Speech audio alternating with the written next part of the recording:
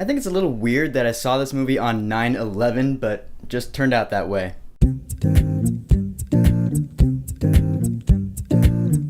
American Assassin is my gun pistol thing. So American Assassin is based off the book by Vincent Flynn. No. It stars Dylan O'Brien as a guy whose girlfriend gets killed by terrorists, so now he's out for revenge against these terrorists, and he gets help from the CIA and Michael Keaton, and now we have a movie. A movie that was pretty cool, but nothing special. Alright, let's talk about this movie. I mean, Dylan O'Brien was fine. I mean, he looks like Abercrombie and Fitch model number 269, but I thought his character was cool enough. Mitch Rapp is his character's name. You know, he's that rogue, I-do-it-myself, Jin Urso kind of character. He's bitter, he's damaged. Yeah, I like those kind of characters, I guess. But Michael Keaton completely makes this movie. I thought he was the best character, hands down. He pretty much plays Michael Keaton in this movie, you know, the same kind of character he plays and everything, but what can I say? He's really good at it. Because, you know, Dylan O'Brien thinks he's hot stuff, and Michael Keaton's all like, you don't know shit, just do whatever the fuck I tell you, just follow orders. I mean, come on, Michael Keaton's one of the best actors out there right now, so you know he's gonna crush it and everything. This movie's no exception to that, and the bad guy in this movie is played by Taylor Kitsch, John Carter himself. Yeah, so what? I love that movie. Sue me. He's not the best actor out there, I know that, but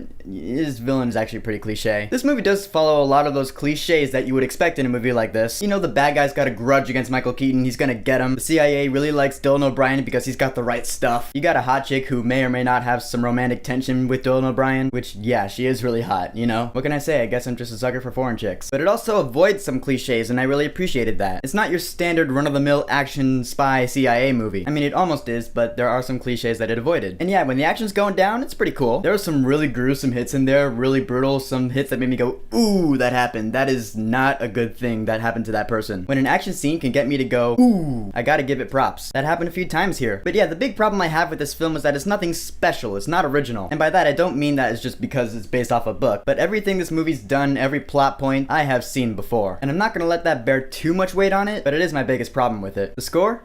Generic. There were some parts of it that were cool, but in the end, I'm not gonna remember it. And when the credits started rolling, I saw Stephen Price's name on there. I'm like, okay, yeah, now it makes sense. Stephen Price. He hasn't really written anything awesome since Gravity. I mean, he wrote the scores for Suicide Squad, for Baby Driver. Then again, both those movies have killer soundtracks, so their scores didn't have to be special. But this film didn't really have a soundtrack, it only had a score, and it was still pretty forgettable, so, whatever. In the end, American Assassin was pretty cool. It had cool characters, it had cool action, but it did follow a lot of cliches. It avoided some, but it followed more than it avoided, and the score was just alright. I wouldn't pay $15 to go see this movie, but it is still worth checking out. So for American Assassin, I will say, wait until this movie's at a discount theater, then go see it. So American Assassin, have you seen it? What did you think about it? Or have you read the book? What do you think about it? Whatever you think, go ahead and leave a comment. And don't forget to subscribe.